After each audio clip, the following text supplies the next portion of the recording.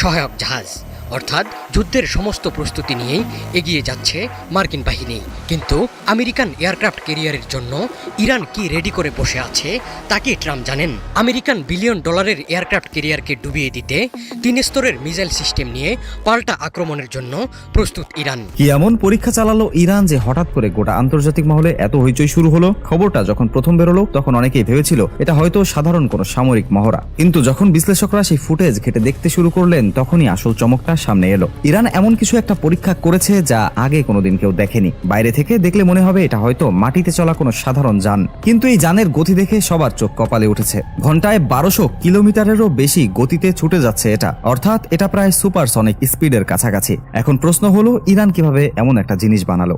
দীর্ঘদিনের সংঘাতপূর্ণ সম্পর্কের পর দুই দেশের এই সরাসরি বৈঠককে বড় কূটনৈতিক পদক্ষেপ হিসেবে দেখা হচ্ছে। তবে ইরানের ওপর এক গাদা শর্ত চাপিয়ে দিয়েছে যুক্তরাষ্ট্র।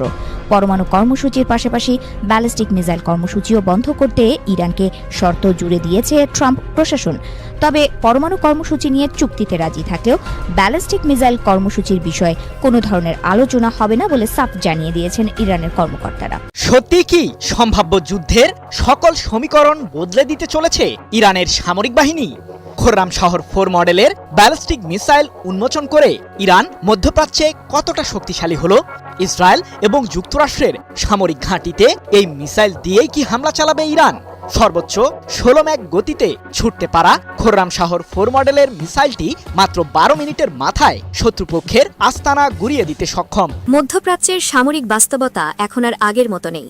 এই অঞ্চলের আকাশে শক্তির ভারসাম্য দ্রুত বদলে যাচ্ছে, আর সেই পরিবর্তনের কেন্দ্রে রয়েছে ইরানের ড্রোন সক্ষমতা।